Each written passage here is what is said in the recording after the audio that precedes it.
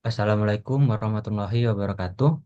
Selamat pagi, yang terhormat Bapak Dr. Pujiono SE AK MSI. Kami dari kelompok 4 akan mempresentasikan materi untuk pertemuan 2 mengenai elemen dan struktur teori akuntansi.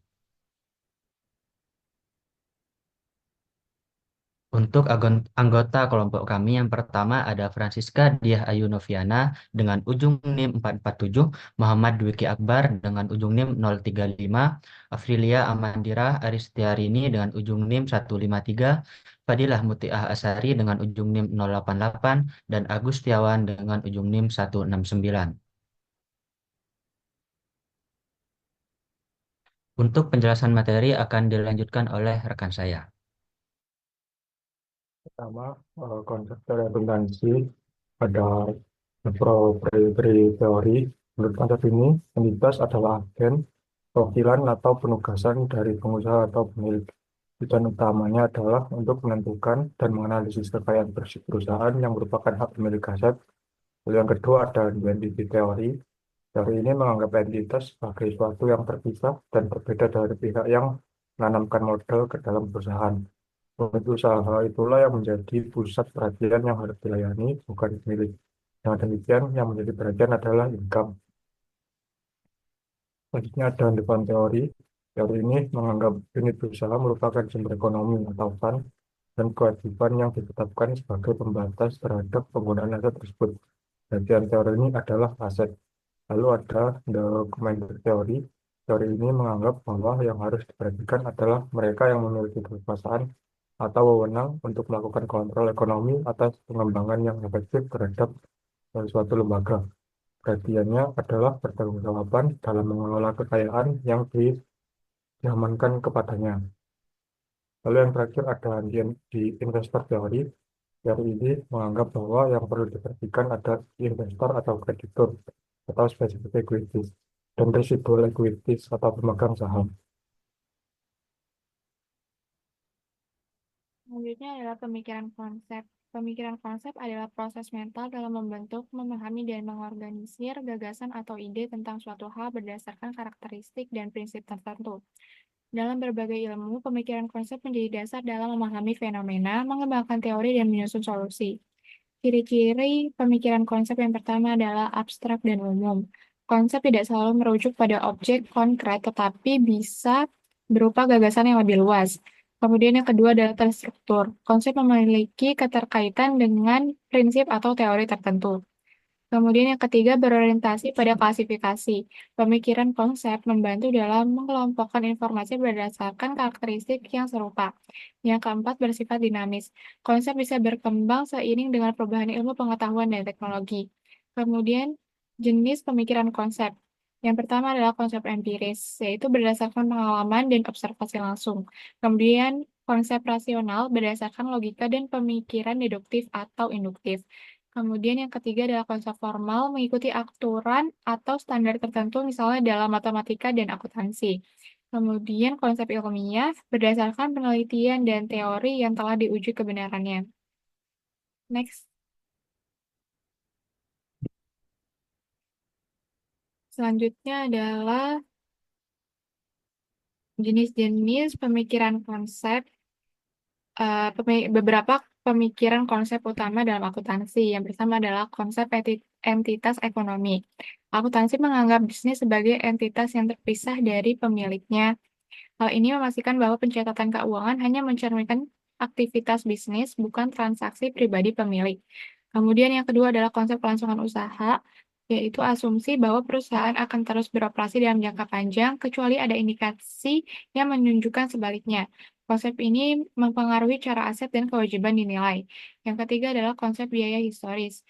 Aset dicatat, aset dicatat berdasarkan harga perolehannya, bukan berdasarkan nilai pasar saat ini. Kemudian konsep konsistensi. Perusahaan harus menerapkan metode akuntansi yang sama dari satu periode ke periode berikutnya untuk memungkinkan perbandingan laporan keuangan. Kemudian yang kelima, konsep periodisitas, yaitu laporan keuangan harus disusun dalam periode tertentu seperti bulanan, triwulan, atau tahunan untuk memberikan informasi yang relevan bagi pengambilan keputusan. Next. Yang keenam ada konsep pengakuan pendapatan, yaitu pendapatan diakui saat telah direalisasikan atau dapat direalisasikan dan ketika proses earning telah selesai. Yang ketujuh, konsep prinsip, yaitu beban harus dicatat pada periode yang sama dengan pendapatan yang dihasilkannya untuk memberikan gambaran keuangan yang lebih akurat. Kemudian yang kedelapan adalah konsep pengungkapan penuh. Informasi material yang dapat mempengaruhi keputusan pengguna laporan keuangan harus diungkapkan secara jelas dalam laporan keuangan atau catatan kaki. Yang kesembilan adalah konsep materialitas.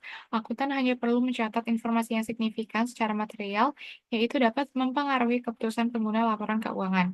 Yang kesepuluh, konsep konservatisme. Dalam menghadapi ketidakpastian, akuntan cenderung memilih metode yang tidak melebih-lebihkan pendapatan atau aset dan tidak meremehkan beban atau kewajiban. Next.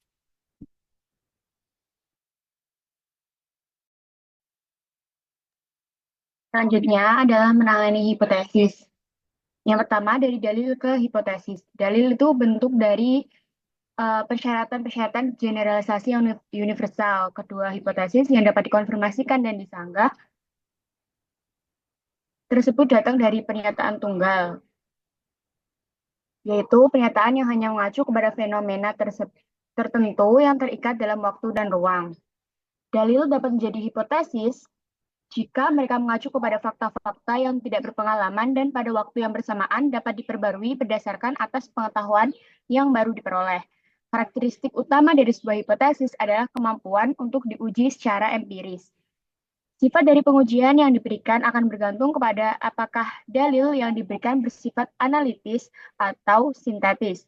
Dalil analitis hanya dapat dinyatakan benar atau salah secara logis, sedangkan dalil sintetis yang memiliki signifikansi empiris dapat menjadi subjek dari suatu ujian empiris. Suatu hipotesis adalah dalil mengenai suatu hubungan yang kebenaran atau kesalahannya masih baru ditentukan oleh suatu ujian empiris. Kemungkinannya untuk dikatakan benar dapat diperoleh dengan mengambil sampel dari konsekuensi logisnya dan mengkonfirmasikan bahwa sampel tersebut adalah benar.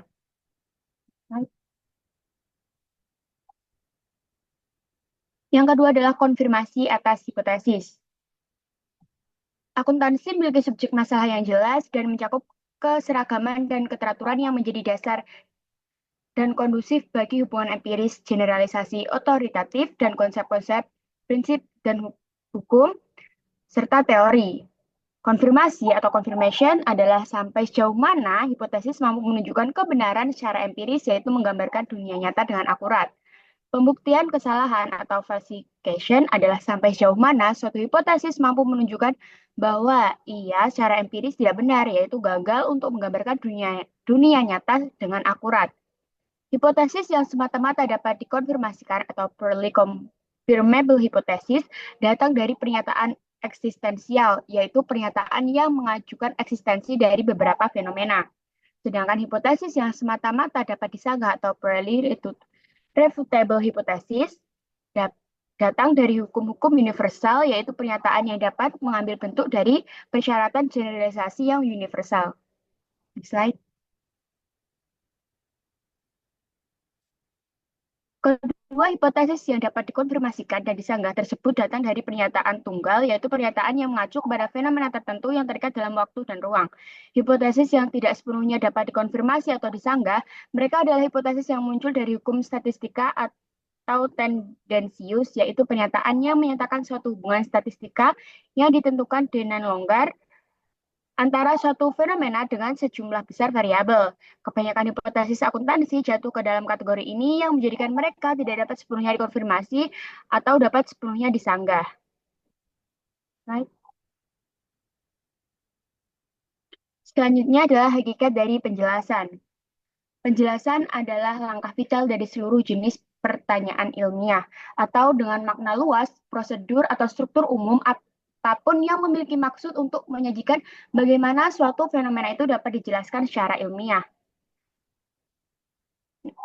Ernest Nagel menyatakan bahwa tujuan khusus dari suatu ilmiah adalah untuk memberikan penjelasan yang sistematis dan didukung secara bertanggung jawab. Model-model penjelasan harus memenuhi syarat sebagai berikut, yaitu yang pertama, persyaratan akan relevansi penjelasan, yang berarti bahwa model penjelasan harus bagaimanapun caranya menunjukkan bahwa fenomena yang akan dijelaskan adalah telah diekspektasikan mengingat kondisi-kondisi yang telah ada. Lalu yang kedua, persyaratan akan kemanapun untuk diuji, yang berarti bahwa penjelasan ilmiah harus dapat diuji secara empiris. Slide. Hakikat dari prediksi, di mana prediksi sendiri adalah proses pembuatan deduksi dari peristiwa yang diketahui ke peristiwa yang tidak diketahui dalam sebuah sistem yang statis secara konseptual. Prediksi ilmiah adalah prediksi yang dipandu oleh aturan-aturan ilmiah. Prediksi dapat dilakukan dengan teknik-teknik ekstrapolasi yang memprediksi suatu variabel atas dasar dari variabel itu sendiri, atau teknik-teknik asosiatif yang memprediksikan suatu variabel atau dasar dari variabel lain. Kriteria yang dikenal dalam evaluasi suatu prediksi antara lain adalah kemampuan untuk dapat dikonfirmasi atau disangkal, ruang lingkup, presisi, akurasi, dan kekuatan. Next slide. Baik, selanjutnya adalah konteks penemuan. Suatu proses yang lebih penting sebelum terjadinya justifikasi adalah proses penemuan. Secara umum, ada 4 prosedur yang digunakan untuk menghasilkan atau menemukan generalisasi, yaitu, next slide. Yang pertama, mimpi adalah salah satu prosedur penemuan yang memiliki peranan penting dalam penemuan ilmiah.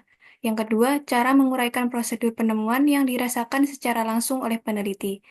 Yang ketiga, pendekatan deduktif adalah prosedur penemuan lainnya yang dimulai dengan dalil-dalil dasar dan dilanjutkan untuk menghasilkan kesimpulan logis atas subjek yang dipermasalahkan.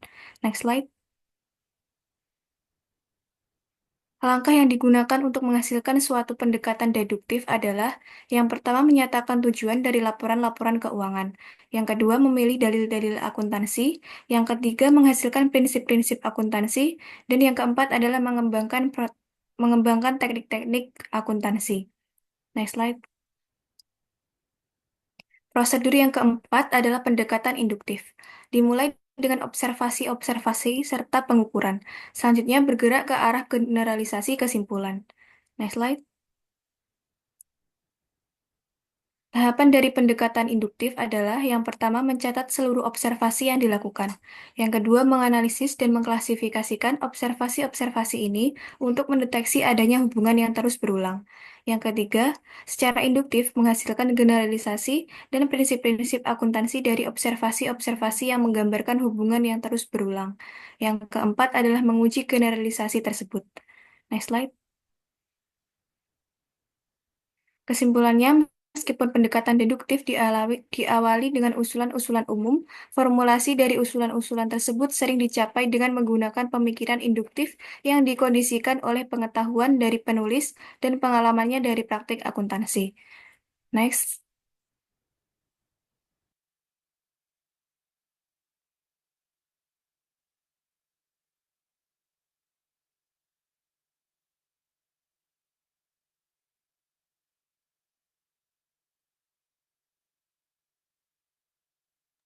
Baik, sekian dari kelompok kami. Terima kasih atas perhatiannya. Terima kasih. Wassalamualaikum warahmatullahi wabarakatuh.